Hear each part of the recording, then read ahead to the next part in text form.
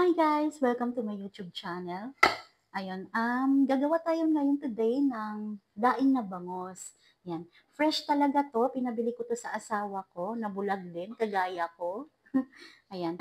Iaayos lang natin siya. Yan. Tapos, ito, naka-ready na yung ginawa nating mga mix ingredients. Ito na yung suka, pamintang powder, tapos itong pampalasa, bawang, lahat na pinaghalo-halo ko na para hindi na ako mahirapan. Yan. Dahan-dahan lang natin sa pagbuhos yung mga ingredients, pampalasa. Ang gagawin namin dito guys, ay ilalagay muna siya ng 30 minutes sa ref para talagang ma-absorb niya yung lasa nitong ating hinalong mga pampalasa. Guys, baka pwede pong makahingi sa inyo ng like at subscribe. Paki-subscribe po ang aking YouTube channel, Glorify Vibes. Yan. Maraming salamat po. Tapos ayan, unti-unti nating hahaluin or i-mix-mix tong ating mga daing na bangos. Yan. Papalit-palitan ko siyang itaob.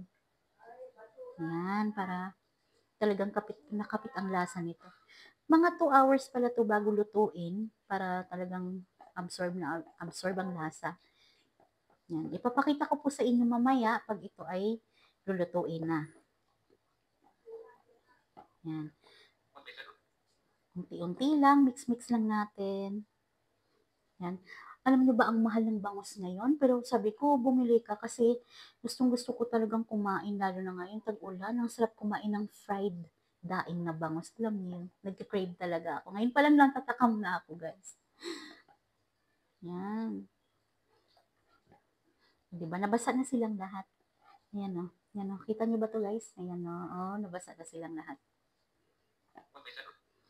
Yan. Yung bawang, madami to. Dinurog-durog ko na pala tong bawang bago natin hinilagay sa pinagsama-samang mga ingredients. Para talagang malasa na. Hindi ko na kasi napakita kanina dahil nagmamadali na nga ako dahil anong oras na. Yan. Wait na lang mamaya, papakita ko sa inyo pag naluto. Ay, pag nag-fried na tayo nito. Wait lang. Oh my God! Ayan na. I-reprito na natin. Takpan natin guys kasi ano yan tatalisik. Ayan. Yon. Mamaya ipakita ko sa inyo pagka luto na.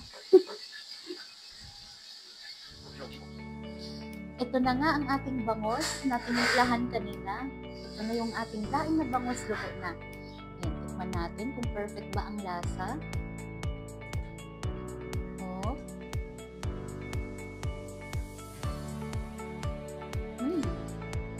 Perfect.